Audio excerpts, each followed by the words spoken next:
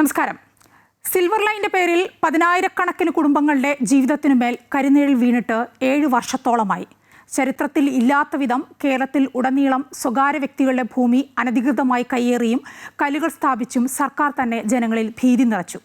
ശക്തമായ പ്രതിഷേധത്തിൽ പദ്ധതി പ്രവർത്തനങ്ങൾ മുന്നോട്ട് കൊണ്ടുപോകാൻ കഴിയാതെ പരാജയപ്പെട്ടിട്ടും പദ്ധതി പിൻവലിക്കുക എന്ന ജനങ്ങളുടെ ആവശ്യം അംഗീകരിക്കാൻ LDF സർക്കാർ തയ്യാറായതേയില്ല.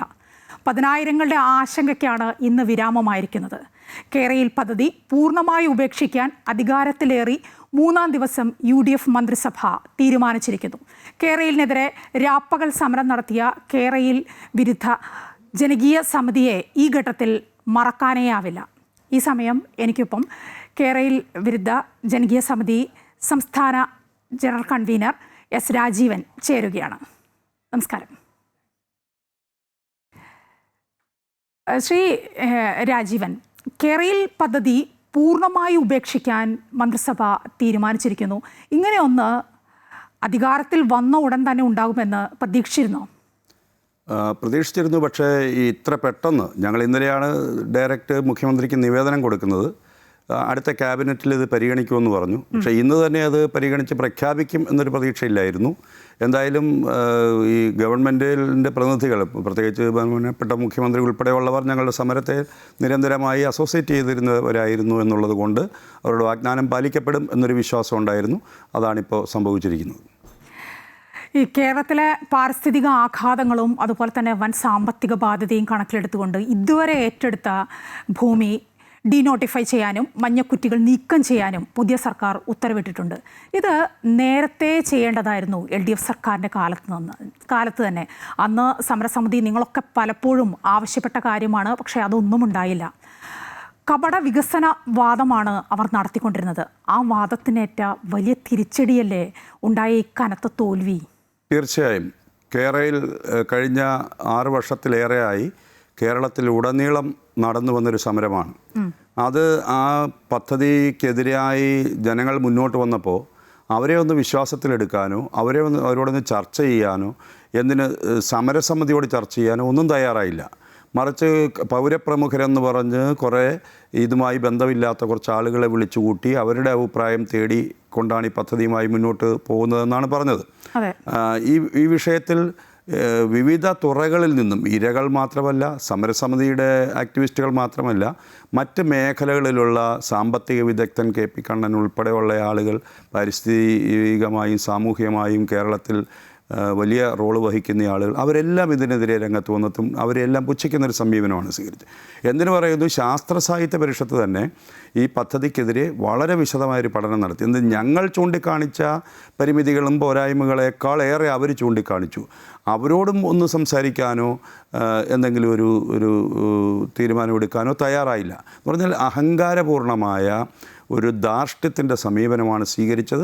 അതിന് ജനങ്ങൾ കൊടുത്ത വലിയ ഒരു ആഘാതമാണ് ഈ തെരഞ്ഞെടുപ്പിൻ്റെ പല ഘടകങ്ങളിൽ ഒരു ഘടകം എന്നാണ് ഞങ്ങൾക്ക് പറയാനുള്ളത്. കഴിഞ്ഞ സർക്കാർ ഈ കേരളവുമായി ബന്ധപ്പെട്ട് താങ്കൾ അടക്കമുള്ളവർ ഈ സമരം നടത്തുന്ന സമയത്ത് പല ചർച്ചകളും ഒക്കെ നടത്തി. അതോടൊപ്പമാണ് ഇപ്പോൾ നേരത്തെ പറഞ്ഞ ഈ പൗരപ്രമുഖരെയൊക്കെ വിളിച്ചുകൂട്ടി ചർച്ചകളിലേക്കൊക്കെ കടന്നത്. അന്നും നിങ്ങളെ അതിൽ ഉൾപ്പെടുത്തിയില്ല അല്ലേ? അതെ, ഞങ്ങളെ ഉൾപ്പെടുത്തിയിട്ടില്ല. അന്നത് വലിയ വിവാദമായതാണ് അന്നത്. അതെ, അവർ ചെയ്യേണ്ടിയിരുന്നത് ഇരകളോട് ഇങ്ങനെ ഒരു പദ്ധതി വരികയാണ്, ഇത് നാടിന് ഗുണം ചെയ്യുന്നൊരു പരിപാടിയാണ്, നിങ്ങൾക്ക് കുടിയൊഴിപ്പിക്കപ്പെടുമ്പോൾ നിങ്ങൾക്ക് ന്യായമായ വില തരും, അല്ലെങ്കിൽ ഭൂമി തരും, വീട് വയ്ക്കാനുള്ള പണം തരും, അതൊക്കെ ചെയ്യേണ്ടതല്ലേ. അത് അങ്ങനെയുള്ള ഒരു ഡയലോഗിൽ വേർപ്പെട്ടില്ല. നേരെ അങ്ങ് ഭൂമി ഏറ്റെടുക്കാനുള്ള ഉത്തരവിറക്കി പോലീസിനെ വിട്ട് അടച്ചിട്ടിരിക്കുന്ന ഗേറ്റുകൾ പോലും ചാടിക്കടന്ന് അടുക്കളയിൽ വരെ കുറ്റിയിടുന്ന ഒരു സമീപനമാണ് സ്വീകരിച്ചത്. ഒരു ജനാധിപത്യ രാജ്യത്ത്, പ്രത്യേകിച്ച് കേരളം പോലെ ഒരു സ്റ്റേറ്റിൽ മിഡിൽ ക്ലാസ് ആളുകൾ കൂടുതൽ താമസിക്കുന്നു. ഇപ്പം വടക്കൻ കിഴക്കൻ സംസ്ഥാനങ്ങളിലൊക്കെ ആദിവാസികളും സാധാരണക്കാരും താമസിക്കുന്ന സ്ഥലങ്ങളിലൊക്കെ പോയി ആളുകളെ ബുൾഡോസർ വെച്ച് കുടിയൊഴിപ്പിക്കുന്നത് പോലെ ഒരു നടപടി കേരളത്തിൽ കേരളത്തിൽ എടുക്കാൻ പറ്റില്ല. കാരണം അത്രയധികം ചെറുത്തുനിൽപ്പുണ്ടാകുമെന്ന് ഇവർ പരിഗണിക്കണമായിരുന്നു. അവരതൊന്നും പരിഗണിച്ചില്ല. എന്തോ ഒരു അഹങ്കാരം നിറഞ്ഞ, ധാർഷ്ട്യം നിറഞ്ഞ ഒരു സമീപനം ജനങ്ങളോട്, കേരളത്തിലെ ജനങ്ങൾ മുഴുവൻ കഴുതകളാണ് എന്നൊരു വിശ്വാസമാണോ അല്ലെങ്കിൽ അങ്ങനെ ആ ഒരു സമീപനമാണോ എന്നറിയില്ല. എന്തായാലും അതാണ് ഇവരുടെ ഭാഗത്തു നിന്നുണ്ടായത്. അതുകൊണ്ട് തന്നെയാണ് ഇത് ശക്തമായ ഇതിനെതിരെ ചെറുത്തുനിൽപ്പ് വളർന്നു വന്നത്. കാരണം നിരവധിയായ ഘടകങ്ങളുണ്ട്. ഒന്ന്, ഇത് പാരിസ്ഥിതികമായി ഇത് അങ്ങേയറ്റം ദുരന്തമുണ്ടാക്കുന്ന ഒരു പദ്ധതിയാണ് എന്നുള്ളത് ഇന്ന് മനസ്സിലാക്കാൻ എളുപ്പമാണ്. അത് നാഷണൽ ഹൈവേയുടെ പണി നടക്കുന്നിടത്ത് അത് പോയി കാണുന്നവർക്ക് മനസ്സിലാവും. അതുപോലെ തന്നെ സാമ്പത്തികം. ഇവിടെ ആശമാർ സമരം തുടങ്ങിയത് 4 മാസത്തെ 7000 മാസം കുടിശ്ശിക വരുത്തിയതിനെ തുടർന്നാണ്. ആ കുടിശ്ശിക ഞങ്ങൾ ഉടൻ തരും എന്നൊന്ന് പ്രഖ്യാപിച്ചിരുന്നെങ്കിൽ അവരവിടെ സെക്രട്ടേറിയറ്റിന് മുന്നിൽ രാപ്പകൽ സമരം തുടങ്ങില്ലായിരുന്നു. എന്ന് പറഞ്ഞാൽ അത്രയും സാമ്പത്തിക പ്രതിസന്ധി ഉണ്ടെങ്കിൽ ഇങ്ങനെ ഒരു പ്രോജക്റ്റ് ഈ വലിയ തോതിൽ വിദേശ വായ്പ എടുത്ത് തുടങ്ങാനായിട്ട് ഇറങ്ങിപ്പുറപ്പെടുമ്പോൾ ഇത് ആദായകരമല്ല. ഒന്ന് സാമ്പത്തികമായി വലിയ ബാധ്യത ഉണ്ടാക്കുന്നു എന്ന് മാത്രമല്ല, ഇതിൻ്റെ ചാർജ് നിലവിലുള്ളതിൻ്റെ 10 ഇരട്ടി ചാർജാണ് ഇതിൻ്റെ ടിക്കറ്റ് ചാർജ് എന്ന് പറയുന്നത്. അതുപോലെ തന്നെ ഇത് വേഗതയില്ല. പരമാവധി 130 കിലോമീറ്റർ. അതിനേക്കാൾ വേഗത്തിൽ ഇന്ത്യൻ റെയിൽവേ ബ്രോഡ് ഗേജിൽ ഇന്ത്യയിൽ ഓടിച്ചു തുടങ്ങിക്കഴിഞ്ഞു. അപ്പോൾ അതിനകത്ത് ആ ഒരു ആസ്പെക്റ്റും ഇല്ല. പിന്നെ ഇത് സ്റ്റാൻഡേർഡ് ഗേജ് സ്റ്റാൻഡ് അലോൺ ആണ് എന്ന് പറഞ്ഞാൽ നമുക്ക് തമിഴ്നാട്ടിലേക്കോ അല്ലെങ്കിൽ ബോംബെയിലേക്കോ കൽക്കട്ടയിലേക്കോ ഡൽഹിയിലേക്കോ പോകണമെന്നുണ്ടെങ്കിൽ ഒരു ടിക്കറ്റ് ഇപ്പോൾ 3 മാസം മുമ്പ് തന്നെ ബ്ലോക്ക് ചെയ്യപ്പെടുകയാണ്. അപ്പോൾ ആ രീതിയിൽ പ്രയോജനപ്പെടാത്ത, അതിനേക്കാൾ ഉപരി ഇപ്പോൾ വന്നിരിക്കുന്ന ഒരു സംഗതി എന്നത് വിഴിഞ്ഞം തുറമുഖം. കേരളം ഏറ്റവും കൂടുതൽ ഇറക്കുമതി ചെയ്യുന്ന ഒരു സ്റ്റേറ്റാണ്. അപ്പോൾ വിഴിഞ്ഞം തുറമുഖത്ത് വരുന്ന സാധനങ്ങൾ ഈ സ്റ്റാൻഡേർഡ് ഗേജിൽ കേരളയിൽ കൊണ്ടുപോകാൻ പറ്റില്ല. അപ്പോൾ നമ്മൾ പറയുന്നത് ബ്രോഡ് ഗേജിൽ ചരക്ക് നീക്കത്തിന് കൂടി പ്രയോജനപ്പെടുന്ന ഒരു പദ്ധതിയായിരിക്കണം. ഇൻ്റർ സ്റ്റേറ്റ് സർവീസ് നടത്താൻ കഴിയുന്നതാവണം. അതുമാത്രമേ കേരളത്തിന് വയബിളാകുകയുള്ളൂ, അത് പ്രയോജനപ്രദമാകുകയുള്ളൂ, പുരോഗമനപ്രദമാവുകയുള്ളൂ. അതായിരുന്നു നമ്മളുടെ സമീപനം. പക്ഷേ ഇതൊന്നും കേൾക്കാൻ, ഒന്ന് ചർച്ച ചെയ്യാൻ ആരൊക്കെയോ തട്ടിക്കൂട്ടി ഉണ്ടാക്കി കൊടുത്തൊരു DPR കൊണ്ട് അവർ ഈ പദ്ധതിക്ക് വേണ്ടി ഇറങ്ങിപ്പുറപ്പെടുകയാണ് ചെയ്തത്. പാരിസ്ഥിതിക ആഘാതം വരാത്ത രീതിയിലുള്ള ഒരു അതിവേഗ റെയിൽപാത അത് പദ്ധതികളിലുണ്ട് എന്ന് തോന്നുന്നു. കേന്ദ്ര സർക്കാരിൻ്റെയൊക്കെ പദ്ധതിയിലുണ്ട്. അത് ഒരുപക്ഷെ വരികയാണെങ്കിൽ അതിന് കൈ കൊടുക്കില്ലേ? തീർച്ചയായും. അതായത് ഇപ്പോൾ ഞങ്ങൾ ഈ സമരം തുടങ്ങിയതിന് ശേഷം വലിയ മാറ്റമാണ് ഇന്ത്യൻ റെയിൽവേ കേരളത്തിൽ വരുത്തിയിരിക്കുന്നു. മറ്റ് സ്റ്റേറ്റുകളിലുമുണ്ട്. അത് സ്വാഭാവികമായ ഒരു വളർച്ചയാണ്. കാരണം സാങ്കേതിക രംഗത്തുണ്ടാകുന്ന പുരോഗതിക്കനുസരിച്ച് റെയിൽവേ പോലെയുള്ള ഒരു സ്വതന്ത്രമായ ഒരു മറ്റൊരു സ്റ്റേറ്റ് എന്ന് വേണേൽ വിളിക്കാവുന്ന അത്തരം ഒരു സ്ഥാപനമാണ്. വലിയ സാമ്പത്തിക ബഡ്ജറ്റുള്ള, വലിയ എൻജിനീയറിംഗ് കപ്പാസിറ്റിയുള്ള എല്ലാ സംവിധാനങ്ങളുമുള്ള ഇന്ത്യൻ റെയിൽവേക്ക് അത് ചെയ്യാൻ കഴിയും. അത് ഇപ്പം ഗവൺമെൻറ് അത് വലിയ തോതിൽ ചെയ്യുന്നുണ്ട്. അതുകൊണ്ടാണ് ഇപ്പോൾ കഴിഞ്ഞ ചർച്ചകളിലെല്ലാം ഇടതുപക്ഷക്കാർ വന്ന് പറഞ്ഞുകൊണ്ടിരുന്ന 50-60 കിലോമീറ്റർ കൂടുതൽ വേഗത്തിൽ ഈ കേരളത്തിലെ ബ്രോഡ് ഗേജിൽ വണ്ടി ഓടില്ല എന്ന് പറഞ്ഞെടുത്താണ് ഇപ്പോൾ വന്ദേ ഭാരത് 100-ന് മുകളിൽ ഓടിക്കൊണ്ടിരിക്കുന്നത്. അപ്പോൾ അതിൻ്റെ അർത്ഥം എന്താണ്? ഇവർ മനസ്സിലാക്കാതെ പോയൊരു സംഗതിയുണ്ട്. ഇന്ത്യൻ റെയിൽവേ കേരളത്തിലെ ഈ ലൈനുകളെല്ലാം സ്ട്രെങ്തൻ ചെയ്തു. നിലവിൽ അവർ അതിൻ്റെ കപ്പാസിറ്റി വർദ്ധിപ്പിച്ചു. പഴയ മുഴുവൻ പാളങ്ങളും മാറ്റി അതിൻ്റെ ബലപ്പെടുത്തുന്ന എല്ലാ പ്രവർത്തനങ്ങളും ആധുനികമായ സങ്കേതങ്ങൾ ഉപയോഗിച്ച് അവർ ചെയ്തു. അതുകൊണ്ടാണ് ഇത്രയും വേഗത്തിൽ ഈ ബ്രോഡ് ഗേജ് ട്രെയിൻ ഓടുന്നത്. അപ്പം ആ പ്രശ്നം പരിഹരിക്കപ്പെട്ടു. പിന്നെ ചെയ്യേണ്ടിയിരുന്നത് എന്താണ്? നിലവിലുള്ള പാതയുടെ സിഗ്നൽ സംവിധാനം പരിഷ്കരിക്കണം. അത് അവർ പ്രഖ്യാപിച്ചിട്ടുണ്ട്. അങ്ങനെ പരിഷ്കരിച്ചു കഴിഞ്ഞാൽ ഒരേ സമയം 2 സ്റ്റേഷനിടയ്ക്ക് 2 വണ്ടി ഓടാൻ കഴിയും. അത്തരം ഒരു സംവിധാനമാണ്. പിന്നെ വളവുകൾ നിവർത്താൻ ഇപ്പം പുതിയ പാത ഞങ്ങൾ പറയുന്നത് നിലവിലുള്ള റെയിൽവേയുടെ സ്ഥലത്ത് 3-4 പാത പണിയണമെന്നാണ്. ഇത് ഞങ്ങൾ മാത്രം പറഞ്ഞതല്ല. LDF സർക്കാരിൻ്റെ 16-ലെ പ്രകടന പത്രികയിൽ അവർ മുന്നോട്ട് വെച്ചത് ഇന്ത്യൻ റെയിൽവേയുടെ സ്ഥലത്ത് 3-4 അതിവേഗ പാതകൾ റെയിൽവേയുമായി സഹകരിച്ച് നടപ്പിലാക്കും എന്നാണ് പറഞ്ഞത്. അതിൽ നിന്നാണ് അവർ അത് ഉപേക്ഷിച്ച് സ്റ്റാൻഡേർഡ് ഗേജിലേക്കും ജപ്പാൻ വായ്പയിലേക്കും പോയത്. അവിടെയാണ് ദുരൂഹത.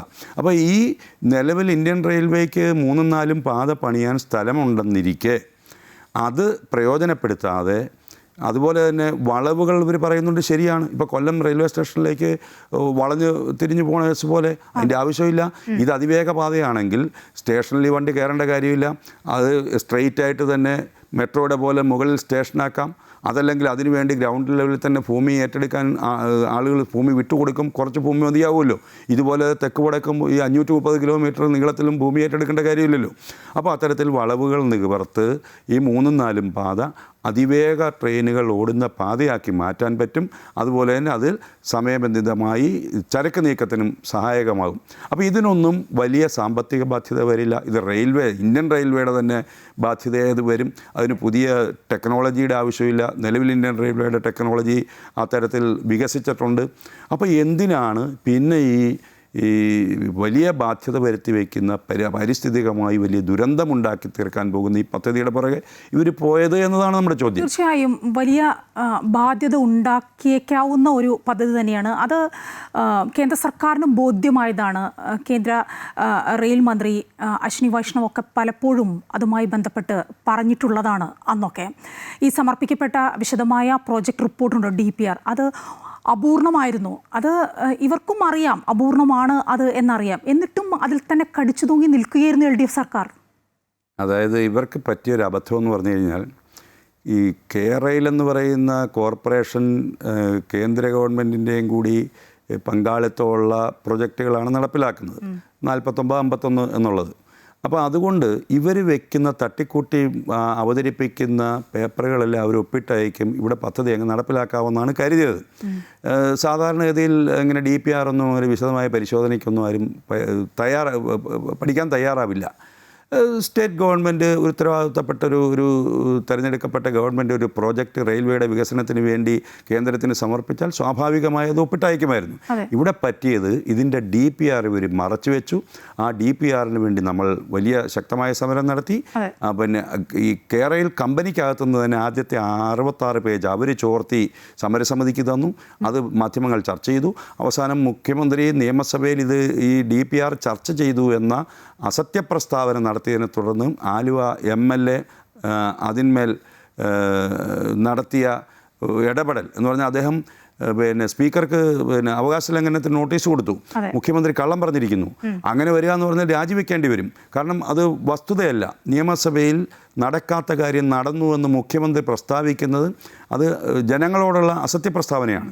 ആ കാരണത്താൽ അദ്ദേഹത്തിന് രാജിവെക്കേണ്ടി വരുമായിരുന്നു. അതുകൊണ്ടാണ് സ്പീക്കർ ഇടപെട്ട് ഇത് പബ്ലിഷ് ചെയ്യാനായിട്ട് നിയമസഭാ സെക്രട്ടറിക്ക് നിർദ്ദേശം കൊടുക്കുന്നത്. അങ്ങനെയാണ് DPR പുറത്തു വരുന്നത്. ആ പുറത്തു വന്നതോടുകൂടി നിങ്ങളെപ്പോലുള്ള മാധ്യമങ്ങളെല്ലാം അത് ചർച്ച ചെയ്തപ്പോൾ അതിനുള്ളിലുള്ള അപകടങ്ങൾ എന്താണെന്നുള്ളത് പുറത്തു വന്നു. അതുപോലെ തന്നെ റെയിൽവേ മന്ത്രി പ്രത്യേകമായും ഞങ്ങളോട് പറഞ്ഞൊരു കാര്യമുണ്ട്. ഇന്ത്യൻ റെയിൽവേയുടെ 198 കിലോമീറ്റർ നീളം റെയിൽവേയുടെ അനുമതിയില്ലാതെ വടക്കൻ കേരളത്തിൽ ഇതിൻ്റെ അലൈൻമെൻറ്റിൽ പെടുത്തിയിരിക്കുന്നു. അതെങ്ങനെയാണ് പറ്റുന്നത്? ഇന്ത്യൻ റെയിൽവേ എന്ന് പറയുന്ന ഒരു സ്വതന്ത്ര സ്ഥാപനം, അത് സെൻട്രൽ ഗവൺമെൻറ്റിൻ്റെ കീഴിലുള്ള സ്ഥാപനത്തിൻ്റെ സ്ഥലം കേരള ഗവൺമെൻറ്റിന് എങ്ങനെയാണ് കേരള ഗവൺമെൻറ്റിൻ്റെ ഒരു പ്രോജക്റ്റിൽ അതിൻ്റെ അലൈൻമെൻറ്റിൽ പെടുത്താൻ കഴിയുന്നത്? അപ്പോൾ അതിൻ്റെ അർത്ഥം അലൈൻമെൻറ്റ് ഇല്ലാത്ത 530-ൽ 198 കിലോമീറ്റർ നീളത്തിൽ അലൈൻമെൻ്റ് ഇല്ലാത്ത ഒരു DPR സമർപ്പിച്ചു എന്നുള്ളതല്ലേ? അപ്പോൾ എന്ന് പറഞ്ഞു കഴിഞ്ഞാൽ അടിമുടി വ്യാജമായ ഒരു DPR ആണ് ഇവർ കൊടുത്തത്. അത് മന്ത്രിക്ക് ബോധ്യപ്പെട്ടത് കൊണ്ടാണ്. അതിന് അദ്ദേഹത്തിൻ്റെ ശ്രദ്ധയിൽ വരാത്ത പല കാര്യങ്ങളും സമരസമിതി അത് കുലങ്കഷമായി. ഇപ്പോൾ ഒരു മന്ത്രിക്ക് ഈ 3500 പേജോളം വരുന്ന ഒരു DPR കുത്തിയിരുന്ന് വായിക്കാനൊന്നും സമയമുണ്ടാവില്ല. അദ്ദേഹം ആകത്തുകയിൽ എക്സ്പെർട്ടുകളോട് ചോദിച്ച് അതിന് അതേസത്ത് നിങ്ങൾ മാധ്യമങ്ങൾ ചർച്ച ചെയ്യുകയും നമ്മളുടെ വനിതകൾ ഇതിനെക്കുറിച്ച് പഠിക്കുകയും അവർ ചർച്ച ചെയ്യുക വഴി ഇതിൻ്റെ A to Z അപകടങ്ങൾ എന്താണെന്നുള്ളത് വെളിവാക്കപ്പെട്ടു. അപ്പോൾ അതെല്ലാം ക്രോഡീകരിച്ച് സമരസമിതി ബഹുമാനപ്പെട്ട അശ്വിനി വൈഷ്ണവിന് നേരിട്ട് പോയി ഇത് സമർപ്പിച്ചു. അദ്ദേഹം ഞങ്ങൾ അവസാനം കൊടുത്ത നിവേദനം വായിച്ചിട്ട് ഇതാരാണ് തയ്യാറാക്കിയത്? വളരെ എക്സ്പെർട്ടുകളായിട്ടുള്ള ആളുകൾ, റെയിൽവേയുമായി ബന്ധപ്പെട്ട് വളരെ ഗ്രാഹ്യമുള്ള ആളുകളാണല്ലോ ഇത് തയ്യാറാക്കിയിരിക്കുന്നത് എന്നാണ് പറഞ്ഞത്. ഞങ്ങളുടെ സംസ്ഥാന രക്ഷാധികാരി സാറ് ശൈവപ്രസാദ്, അദ്ദേഹം വർക്കല സ്വദേശിയാണ്. അദ്ദേഹത്തിൻ്റെ വീടൊന്നും സ്ഥലമൊന്നും പോവില്ല. അദ്ദേഹം CPM-കാരനായിരുന്നു. അദ്ദേഹം ഇതിൻ്റെ അപകടം മനസ്സിലാക്കി സമരസമിതിയോടൊപ്പം ചേർന്നതാണ്. അദ്ദേഹം വളരെ നല്ലൊരു പഠനം നടത്തിയാണ്. അദ്ദേഹത്തിൻ്റെ മുൻകൈയിൽ സമരസമിതി പലതവണ ചർച്ച ചെയ്ത് തയ്യാറാക്കിയ ഈ നോട്ടാണ് മന്ത്രിക്ക് സമർപ്പിച്ചത്. അദ്ദേഹം മുഴുവൻ വായിച്ചു. അദ്ദേഹം അത്ഭുതത്തോടു കൂടി ചോദിച്ചു ഇത് ആരാണ് തയ്യാറാക്കിയത് എന്ന് പറഞ്ഞു കഴിഞ്ഞാൽ അത്രയും വിശദമായി DPR ചർച്ച ചെയ്യപ്പെടുകയും ഇതിൻ്റെ പൊള്ളത്തരങ്ങൾ പുറത്തു വരികയും ചെയ്തു എന്നുള്ളതാണ് ഈ സർക്കാരിനെ വെട്ടിലാക്കിയത്. ഏതായാലും ഈ സിൽവർ ലൈൻ പോകുന്ന ആ പറഞ്ഞു വെച്ചിരുന്ന ആ ഭാഗത്ത് ആ സ്ഥലം അവിടെ മഞ്ഞക്കുറ്റി സ്ഥാപിച്ചതുമായി ബന്ധപ്പെട്ട് കല്ലിട്ടല്ലോ. ആ സ്ഥലം ക്രയവിക്രയം ചെയ്യാനോ അല്ലെങ്കിൽ ബാങ്ക് ലോൺ എടുക്കാനോ പറ്റാത്തൊക്കെ ഒരു സാഹചര്യം ഉണ്ടായിരുന്നു. ഇനിയിപ്പോൾ ആവശ്യം ആ കല്ല് അവിടെ നിന്ന് മാറ്റുക, മഞ്ഞക്കുറ്റി എടുത്ത് മാറ്റുക എന്നതാണ്. അതുടൻ തന്നെ സാധിക്കുമെന്ന് പ്രതീക്ഷിക്കാം അല്ലേ? തീർച്ചയായും ഇപ്പം വളരെ കുറച്ച് കല്ലേ ഉള്ളൂ. കാരണം എന്ന് പറഞ്ഞു കഴിഞ്ഞാൽ ഈ സമരം ശക്തമായതിനെ തുടർന്ന് അതിനുശേഷം ഇട്ട മുഴുവൻ കല്ലുകളും പോലീസിൻ്റെ സാന്നിധ്യത്തിൽ തന്നെ സ്ത്രീകൾ തന്നെ മുൻകൈ എടുത്ത് പിഴുതു തോട്ടിലും കുളത്തിലും ഒക്കെ എറിഞ്ഞിട്ടുണ്ട്. അത് നിങ്ങൾ വല്ല കാണിച്ചതാണ്. അതിനു മുമ്പ് തിരുവനന്തപുരം ജില്ലയിലും കാസർഗോഡ് പോലെയുള്ള ജില്ലകളിൽ അവർ രഹസ്യമായി ഇട്ട ആൾവാസമില്ലാത്ത സ്ഥലങ്ങളിൽ ഇട്ട കല്ലുകളാണ് അവശേഷിക്കുന്നത്. അപ്പോൾ ആ കല്ലുകൾ ഇനിയിപ്പോൾ റവന്യൂ വകുപ്പ് എടുത്ത് കളയുമെന്നാണ് പറഞ്ഞത്. ഈ ഭൂമി ഏറ്റെടുക്കൽ വിജ്ഞാപനം അത് തള്ളിക്കളയുന്നതോടുകൂടി ഇതെല്ലാം അതിൻ്റെ ഭാഗമായിട്ട് മാറും. ആ പ്രതിസന്ധി ഒഴിവാകും. എന്തായാലും അതൊരു അങ്ങനൊരു തീരുമാനം സർക്കാർ ഞങ്ങൾ കൊടുത്ത നിവേദനത്തിലൊന്നാണ്. ഞങ്ങൾ ഒന്നാമത്തെ നിവേദനമായിട്ട് കൊടുത്തത് 2020 ഈ പദ്ധതി ലോഞ്ച് ചെയ്തുകൊണ്ട് എടുത്ത തീരുമാനം റദ്ദാക്കുക, ഒന്നാമത്തെ ഡിമാൻഡ്. രണ്ടാമത്തെ ഡിമാൻഡ് 2021 ഭൂമി ഏറ്റെടുക്കാൻ വേണ്ടി ഇറക്കിയ വിജ്ഞാപനം അത് പിൻവലിക്കുക, അത് തള്ളിക്കളയുക. മൂന്നാമത്തെ ഡിമാൻഡ് ഇതിനെതിരെ സമരം ചെയ്തവർക്കെതിരെ എടുത്ത കേസുകൾ അത് കോടതിയിലുണ്ട്, സ്റ്റേഷനിലുമുണ്ട്, അത് പിൻവലിക്കുക. നാലാമത്തെ ഡിമാൻഡ് ഈ അവശേഷിക്കുന്ന കല്ലുകൾ പിഴുതു കളയുക. അഞ്ചാമത്തെ ഡിമാൻഡ് ഇതിൻ്റെ മേൽ ഉണ്ടായിരിക്കുന്ന കഷ്ടനഷ്ടങ്ങൾക്ക് നഷ്ടപരിഹാരം നൽകുക. ഈ 5 ഡിമാൻഡാണ് ഞങ്ങൾ മെയിനായിട്ട് മുന്നോട്ട് വെച്ചിരുന്നത്. അതോടൊപ്പം ഞങ്ങളുടെ നിർദ്ദേശങ്ങളും വെച്ചു. ഇനി ഒരു പദ്ധതി അതിവേഗ പാതയോ മറ്റോ കൊണ്ടുവരാൻ ഉദ്ദേശിക്കുന്നുണ്ടെങ്കിൽ അതിനെന്തൊക്കെ മുൻകരുതലുകൾ എടുക്കണം, എന്തൊക്കെ പരിഗണിക്കണമെന്നുള്ള ഒരു നിർദ്ദേശവും കൂടി വെച്ചുകൊണ്ടാണ് ഞങ്ങൾ ഇന്നലെ നിവേദനം സമർപ്പിച്ചത്. അതിന്മേലാണ് ഈ തീരുമാനം ഉണ്ടായിരിക്കുന്നത്. ഏതായാലും അതിൽ ഈ പോലീസ് കേസുകൾ അതിപ്പോഴും നിലനിൽക്കുന്നുണ്ട് പലരുടെ പേരിലും. അത് പിൻവലിക്കാനുള്ള ശുപാർശയും സമർപ്പിക്കും എന്നാണല്ലോ പറഞ്ഞിരിക്കുന്നത്. അക്കാര്യത്തിലും ഒരു വാക്ക് തന്നിട്ടുണ്ടല്ലോ അല്ലേ സർക്കാർ? തീർച്ചയായും. ഇപ്പം നമ്മുടെ സമരസമിതിയുടെ ചെയർമാൻ MP ബാബുരാജ് സാറും ഞാനും ഉൾക്കൊള്ളുന്നൊരു കേസ് അങ്കമാലി കോടതിയിൽ നടന്നുകൊണ്ടിരിക്കുക. 2 ആഴ്ച മുമ്പ് അതിൻ്റെ കേസിൻ്റെ അവധിയായിരുന്നു. ഇനി അടുത്ത മാസം വീണ്ടും ഞങ്ങൾ പോകണം. അത് കുറ്റിപ്പിഴുതതിൻ്റെ പേരിൽ പൊതുമുതൽ നശിപ്പിച്ചു എന്ന് പറഞ്ഞ് ഒരു കുറ്റിക്ക് 5000 രൂപ വിലയിട്ട് 75,000 രൂപ കെട്ടിവെച്ച് 5 പേര്, ഞങ്ങൾ 5 പേരാണ് പ്രതികൾ, അവിടുത്തെ ലോക്കൽ 3 പേരും കൂടിയുണ്ട്. അങ്ങനെ 5 പേര് 15,000 രൂപ. ഞാനത് അവരോട് പറഞ്ഞത് എനിക്ക് കെട്ടിവെക്കേണ്ട, ഞാൻ ഒരാഴ്ചയെങ്കിലും ജയിലിൽ കിടക്കാൻ സന്നദ്ധമാണ്. കാരണം ഈ അന്യായത്തെ ചോദ്യം ചെയ്യാൻ നമ്മൾ തയ്യാറാകണ്ടേ, അതുകൊണ്ട് ജാമ്യം വേണ്ടെന്നാണ്. പക്ഷേ അവർ എന്നെ ജയിലിൽ കിടത്തുന്നതിനുള്ള ബുദ്ധിമുട്ടുകൊണ്ട്, ഇപ്പോൾ ചെയർമാനെ ജയിലിൽ കിടത്തുന്നതിനുള്ള ബുദ്ധിമുട്ടുകൊണ്ട് അവർ പൈസ അടച്ച് അവർ ഞങ്ങൾക്ക് ജാമ്യം എടുത്തു തന്നു. അങ്ങനെ കേസ് നടന്നുകൊണ്ടിരിക്കുക. ഇത് മാത്രമല്ല, എല്ലാ ജില്ലകളിലും ഉണ്ട്. ഇപ്പം മലപ്പുറം ജില്ലയിൽ നിന്ന് ഇപ്പം അവിടുത്തെ ചെയർമാൻ വിളിച്ചു 15ഓളം കേസുകൾ അവിടെയുണ്ട്. കോട്ടയം ജില്ലയിൽ ഉണ്ട് ധാരാളം കേസുകൾ. ഇതിനകത്ത് വേറൊരു വിഷയം എന്ന് പറഞ്ഞു കഴിഞ്ഞാൽ, ഞങ്ങൾ ആദ്യം 2021 ഇതിൻ്റെ സമരവുമായി രംഗത്തിറങ്ങുമ്പോൾ കോവിഡ് പ്രോട്ടോക്കോൾ നിലനിൽക്കുന്ന സമയമാണ്. അപ്പം എവിടെയെങ്കിലും ഒരു മീറ്റിംഗ് കൂടിയാൽ അല്ലെങ്കിൽ 2 പേരോട് സംസാരിച്ചാൽ ഉടനെ കോവിഡ് പ്രോട്ടോക്കോൾ ലംഘിച്ചു എന്ന് പറഞ്ഞ് ഞങ്ങളുടെ മേൽ കേസ് ചാർജ് ചെയ്യുമായിരുന്നു. സമരം ചെയ്തു എന്ന് പറഞ്ഞ് കേസ് ചാർജ് ചെയ്യാൻ മാത്രമുള്ള ആക്ടിവിറ്റീസ് ഒന്നും ഇല്ല. അപ്പോൾ ഇത് ആളുകളെ തെരഞ്ഞു പിടിച്ച്, സമരത്തോട് അനുഭവം പ്രകടിപ്പിച്ചിരിക്കുന്ന ആളുകൾ മുഴുവൻ തെരഞ്ഞു പിടിച്ച് അവരെല്ലാം കോവിഡ് പ്രോട്ടോക്കോൾ ലംഘിച്ചു എന്ന് പറഞ്ഞ് കേസ് ചാർജ് ചെയ്തിരുന്നു. അത് കോടതിയിൽ നമുക്ക് ചലഞ്ച് ചെയ്യാൻ പറ്റില്ല, കാരണം കോവിഡിൻ്റെ വിഷയമായതുകൊണ്ട്. അപ്പോൾ അത് വാദിക്കാൻ പറ്റാത്തതുകൊണ്ട് അത് മുഴുവൻ സെറ്റിൽ ചെയ്തു. 500, 1000, 1500, 2000, 2500 ഒക്കെ വെച്ച് പെർ ഹെഡ് ഓരോ കേസിലും സെറ്റിൽ ചെയ്തു പല ജില്ലകളിലും. എൻ്റെ പേരിൽ അങ്ങനെ കോട്ടയം ജില്ലയിലൊക്കെ ഒരുപാട് കേസുണ്ടായിരുന്നു. അതെല്ലാം കോട്ടയം ജില്ലാ സമിതി ശ്രീ ബാബുകുട്ടഞ്ചിറയുടെ നേതൃത്വത്തിൽ അവർ പൈസ സംഘടിപ്പിച്ച് എൻ്റെ ഉൾപ്പെടെ 100 കണക്കിന് ആളുകളുടെ കേസുകളാണ് അങ്ങനെ ആ സമയത്ത് സെറ്റിൽ ചെയ്തത്. ഇപ്പോൾ അവശേഷിക്കുന്നത് ഈ ക്രിമിനൽ കേസുകളാണ്. കുറ്റിപ്പിഴുതതിൻ്റെ പേരിൽ ഡയറക്റ്റ് എടുത്ത കേസുകളാണ് ഇപ്പം നിലനിൽക്കുന്നത്. ഏതായാലും സംസ്ഥാനത്തെ വലിയ രാഷ്ട്രീയ സാമൂഹിക പ്രക്ഷോഭങ്ങൾക്ക് വഴിവെച്ച സമരമാണ് കേരയിൽ വിരുദ്ധ സമരം താങ്കളടക്കമുള്ളവരുടെ നേതൃത്വത്തിൽ നടന്നത്. അന്ന് പലപ്പോഴും കണ്ടിട്ടുണ്ട് ഈ സമരം ശക്തി പ്രാപിക്കുന്ന സമയത്തൊക്കെ ഇന്നത്തെ പ്രതിപക്ഷ നേതാവ്, ഇന്നത്തെ മുഖ്യമന്ത്രി VD സതീശൻ പലപ്പോഴും സമരപ്പന്തലിൽ വന്ന് നിങ്ങൾക്ക് ഐക്യദാർഢ്യം പ്രഖ്യാപിക്കുന്നത് കണ്ടിട്ടുണ്ട്.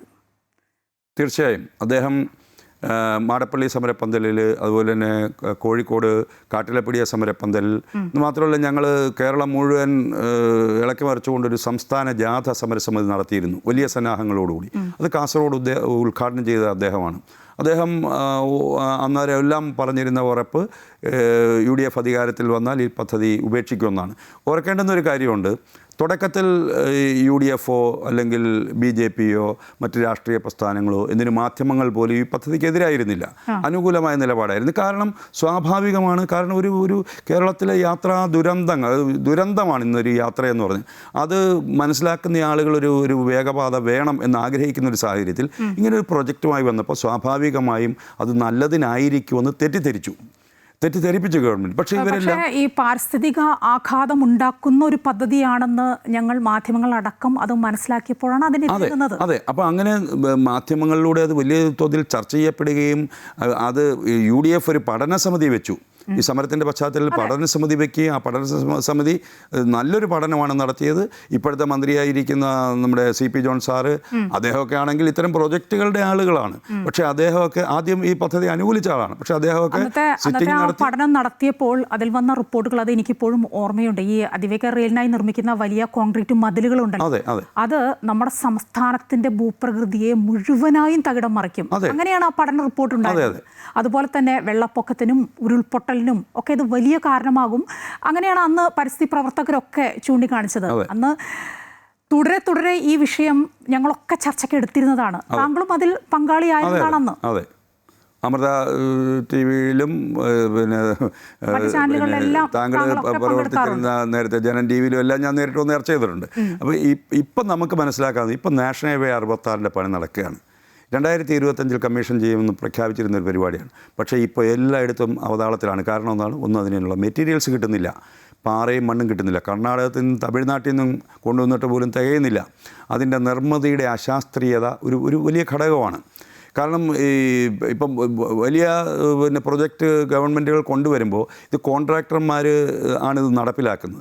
അവരിതിനകത്ത് വലിയ അഴിമതി നടത്തുകയും അതിനകത്ത് ഉദ്യോഗസ്ഥന്മാരുടെ തെറ്റായ ഇടപെടൽ ഉണ്ടാകുകയും ഒക്കെ ചെയ്യുക വഴി, കൃത്യമായി ഇതിൻ്റെ DPR ചർച്ചയ്ക്ക് വരികയൊക്കെ ചെയ്യുന്നത് വഴി ഇവിടെ എല്ലാം വലിയ പ്രശ്നങ്ങളാണ് ഉണ്ടായിക്കൊണ്ടിരിക്കുന്നത്. ഇപ്പോൾ ഈ ഹൈവേയുടെ കിഴക്ക് ഭാഗത്ത് എല്ലാം വെള്ളക്കെട്ടുണ്ടായിക്കൊണ്ടിരിക്കുകയാണ്. അപ്പോൾ അതൊരു മോഡലായി നമുക്ക് എടുക്കാവുന്നതാണ്. അപ്പോൾ അതിൻ്റെ പാരലായിട്ട് വീണ്ടും അതിന് കിഴക്ക് ഭാഗത്ത് ഇങ്ങനെ ഒരു പദ്ധതി വരിക എന്ന് പറഞ്ഞു കഴിഞ്ഞാൽ സമ്പൂർണ്ണമായും കേരളം അധികം താമസിയാതെ വലിയ ദുരന്തത്തിലേക്ക് പോയി. ഇപ്പം തന്നെ ദുരന്തം നേരിട്ടുകൊണ്ടിരിക്കുകയാണ്, നമുക്ക് എല്ലാവർക്കും അറിയാം. മലകൾ മുഴുവൻ വെട്ടിയെടുത്ത് കൊണ്ടുവന്ന് ഈ ഇടനാട്ടിലെല്ലാം നിക്ഷേപിച്ചുകൊണ്ടിരിക്കുകയാണ് മണ്ണ്. പിന്നെ പഴയ വീടുകൾ 2018 ശേഷം പണിത വീടുകൾ മാത്രമേ ഉള്ളൂ ഇപ്പോൾ വെള്ളം കയറാത്തത്. അങ്ങനെയുള്ള സ്ഥലങ്ങളിലെല്ലാം ആളുകൾ ഭൂമി ലെവൽ ഉയർത്താൻ വേണ്ടി മല കൊണ്ടുവന്ന് നിക്ഷേപിച്ചുകൊണ്ടിരിക്കുക. അപ്പോൾ മലയില്ലാതാകുന്നു, വെള്ളം കെട്ടി നിൽക്കാനുള്ള സ്ഥലങ്ങളും ഇല്ലാതാകുന്നു. അങ്ങനെ വരുമ്പോൾ ഈ വെള്ളം എങ്ങോട്ട് പോകും? വെള്ളത്തിന് പറന്നു പോകാൻ കഴിയില്ല, ഒഴുകിപ്പോകാൻ കഴിയണം. ഒഴുകിപ്പോകാനുള്ള മാർഗങ്ങളില്ലാതാകുന്നു എന്ന് പറഞ്ഞാൽ അതാണ് ഏറ്റവും പ്രധാനപ്പെട്ട ഒരു വിഷയം കേരളത്തെ സംബന്ധിച്ചിടത്തോളം. അത് പരിഗണിച്ച് ഇനി എന്ത് പണിയും ചെയ്യാവൂ എന്നുള്ളതാണ് ഞങ്ങളുടെ അഭിപ്രായം. ഈ പാരിസ്ഥിതിക ആഘാതം മാത്രമല്ല, മറ്റൊന്ന് സാമ്പത്തിക ബാധ്യതയായിരുന്നു. കേരളം ഇപ്പോൾ നമ്മൾ പറയാറുണ്ട് ഖജനാവ് ശൂന്യമാണെന്ന് പറയാറുണ്ട്. പക്ഷേ അന്നും ഈ 6 കൊല്ലം മുമ്പും അത്ര വലിയ സാമ്പത്തിക സ്ഥിതിയൊന്നും ഉണ്ടായിരുന്നില്ല. അന്നും കടമെടുത്ത് തന്നെയായിരുന്നു നമ്മുടെ സംസ്ഥാനം മുന്നോട്ട് പോയിരുന്നത്. അന്ന് ഈ കേരളിനായി എൻ്റെ ഒരു ഓർമ്മ ശരിയാണെങ്കിൽ 63,941 കോടി രൂപയാണ് ഈ റെയിൽവേയുടെ കണക്കിൽ ഇതിനു വേണ്ടി സർക്കാർ പറഞ്ഞിരുന്ന തുക. അത് കേന്ദ്ര റെയിൽവേ മന്ത്രാലയത്തിൻ്റെ കണക്ക് വെച്ച് നോക്കുമ്പോൾ അതിലും അധികം വരും. ഇങ്ങനെ ഒരു പ്രൊജക്റ്റ് വെക്കുമ്പോൾ ഈ തുകയിൽ നിൽക്കില്ല. ഈ 63,941 കോടി രൂപയൊന്നും ചിലവാക്കി ഇത്ര വലിയൊരു പ്രോജക്റ്റ് വരില്ല എന്ന് നമുക്കൊക്കെ അറിയാം. അതിനും അപ്പുറത്തേക്ക് പോകുമായിരുന്നു. അങ്ങനെ ഒരു സാമ്പത്തിക ബാധ്യത വഹിക്കാനുള്ളൊരു കഴിവൊന്നും നമ്മുടെ സംസ്ഥാനത്തിനില്ല. അതെ, ഇതിനകത്ത് ഈ 63,941 കോടി രൂപ എന്ന് പറയുമ്പോൾ അത് തന്നെ അവർ എസ്റ്റിമേറ്റിൽ തുക കുറച്ച് കാണിച്ചതാണ്. അതുകൊണ്ടാണ് നീതി ആയോഗ് കൃത്യം കണക്ക് പറഞ്ഞു 1,26,000 കോടി രൂപയാകും. ഞങ്ങളിതിൻ്റെ മുഴുവൻ ഡീറ്റെയിൽഡ് ആയിട്ടുള്ള കണക്കുകൾ പരിശോധിച്ചു. വയഡക്റ്റ് നിർമ്മാണത്തിനും അതുപോലെ തന്നെ എംബാങ്ക്മെൻറ്റ് നിർമ്മാണത്തിനുമുള്ള ആവശ്യമായ മെറ്റീരിയൽസിൻ്റെ കോസ്റ്റും ഇതെല്ലാം വെച്ച് നോക്കുമ്പോൾ അതിൻ്റെ പകുതി തുകയെ കാണിച്ചിട്ടുള്ളൂ. അതിന് കാരണം ഇതിൻ്റെ ഇരട്ടി തുകയായിട്ട് കാണിക്കുമ്പോൾ അതിന് അനുമതി കിട്ടാതെ വരും.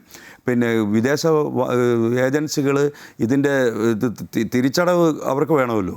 അപ്പോൾ അതിന് അനുസരിച്ചുള്ള ഇത് വരുമാനം ഉണ്ടാകുമോ? ഇത്രയും വലിയ തുക കൊടുത്തു കഴിഞ്ഞാൽ തിരിച്ചു കിട്ടുമോ? അപ്പോൾ അതിന് തുക കുറച്ച് കാണിച്ചതാണ്. അതാണ് ഇതിൻ്റെ വസ്തുത എന്ന് പറഞ്ഞാൽ 1,26,000 നീതി ആയോഗ് പറയുമ്പോൾ അത് അന്നാണ്, 7 വർഷങ്ങൾക്ക് മുമ്പാണ്. ആ സമയത്ത് തന്നെ ഇവിടുത്തെ എഞ്ചിനീയർമാർ പറയുന്നുണ്ട് അത് 2 ലക്ഷം കോടി രൂപ വരെയാകാം. അപ്പോൾ ഇത്രയും അധികം രൂപ ചെലവഴിച്ച് ഒരു പദ്ധതി നടപ്പിലാക്കുമ്പോൾ അതിനനുസരിച്ചുള്ള വരുമാനം ഉണ്ടാകുമോ? ഇത് ഇവിടുത്തെ സാധാരണക്കാരന് പ്രയോജനപ്പെടുമോ? ഇതെല്ലാം നോക്കേണ്ടത്. ഇപ്പം നമുക്കറിയാം സർക്കാർ ആശുപത്രികളിൽ ആവശ്യത്തിന് ഡോക്ടർമാരെയും നഴ്സുമാരെയും നിയമിക്കുന്നില്ല. കെട്ടിടം പണിയുന്നുണ്ട്, കാരണം അതിന് കമ്മീഷൻ ഉറപ്പാണെന്നുള്ളതുകൊണ്ട്.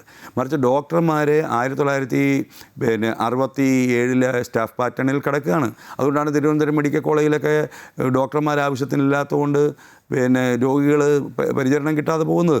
നഴ്സുമാരെ നിയമിക്കണം. അപ്പോൾ അത്തരം സംഗതികൾക്ക് പ്രാധാന്യം കൊടുക്കാതെ എന്തിനാ സർക്കാർ ആശുപത്രികളിൽ 10 രൂപ, ആരോഗ്യമന്ത്രിയുടെ കോഴഞ്ചേരി ആശുപത്രിയിൽ 20 രൂപ OP ടിക്കറ്റിന് ചാർജ് വെച്ചേക്കുക. അതൊക്കെ ഒഴിവാക്കി കൊടുത്തൂടെ? പാവപ്പെട്ട ആളുകളാണ്, 1.5% ആളുകളെ കേരളത്തിൽ ഈ സർക്കാർ ആശുപത്രികളിൽ ചികിത്സയ്ക്ക് പോകുന്നുള്ളൂ. സമൂഹത്തിൽ ഏറ്റവും സാമ്പത്തികമായി പിന്നോക്കം നിൽക്കുന്ന ആളുകൾ. അവർ ചെല്ലുന്നിടത്ത് അവർക്ക് ഇപ്പം എല്ലാത്തിനും ഫീസ് കൊടുക്കണം. അപ്പോൾ അങ്ങനൊരു സാഹചര്യമാണ്. അതുപോലെ തന്നെ ഇപ്പം ഈ SC/ST വിദ്യാർത്ഥികളുടെ സ്റ്റൈപ്പൻഡ് എത്രയോ മുടങ്ങിയിരിക്കുന്നു. 17 മാസത്തോളം നിർമ്മാണ തൊഴിലാളികൾ അവരുടെ അംശാദായം അവിടുത്തെ ക്ഷേമനിധി കുടിശ്ശിക വരുത്തിയിരിക്കുന്നു. അങ്ങനെ ഏത് മേഖല എടുത്താലും സാധാരണക്കാരായ ആളുകൾക്ക് കിട്ടിക്കൊണ്ടിരുന്ന ആനുകൂല്യങ്ങൾ എല്ലാം ഇല്ലാതാക്കിക്കൊണ്ടിരിക്കുകയാണ്. അതേസമയം ഇലക്ഷൻ വരുമ്പം പെട്ടെന്ന് കുറച്ച് പണം ഡംപ് ചെയ്യും. എന്ന് പറഞ്ഞാൽ ഇത് ആളുകളെ ശരിക്കും അപമാനിക്കുന്നതിന്, ഇല്ലെങ്കിൽ അവരെ മോശമായി കാണുന്നൊരു സമീപനമായിട്ട് നമുക്ക് കാണാൻ കഴിയും. അപ്പോൾ അതുകൊണ്ട് ഈ തുക എന്ന് പറയുന്നത് ഇത്തരത്തിൽ ഇത് പ്രൊഡക്റ്റീവ് അല്ല. അതാണ് സംഗതി.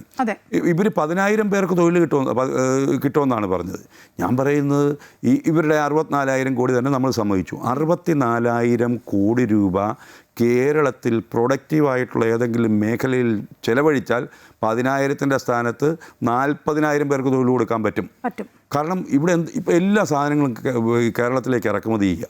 എന്തിന്? വെളിച്ചെണ്ണ, പാല്, കോഴിമുട്ട, കോഴി, ഇതെല്ലാം മറ്റ് സംസ്ഥാനങ്ങളിൽ നിന്ന് വരികയാണ്. ഇതിവിടെ തന്നെ ഉൽപ്പാദിപ്പിച്ചാൽ ഇവിടെയുള്ള ആളുകൾക്ക് വരുമാനമാവില്ലേ? ഇവിടെ തൊഴിലില്ലാത്ത ഒരു ചെറുപ്പക്കാരിക്കോ ദിവസം 500 രൂപ വരുമാനം ഉണ്ടാകുമെങ്കിൽ അത് ഇവിടുത്തെ മാർക്കറ്റിലേക്ക് വരികയാണ്. ഇവിടുത്തെ വ്യാപാര രംഗം അത് പുഷ്ടിപ്പെടുകയാണ്. അതല്ലെങ്കിൽ അത് ഉണ്ടാക്കുന്ന വ്യാവസായിക മേഖലയിലെ കുതിപ്പ്.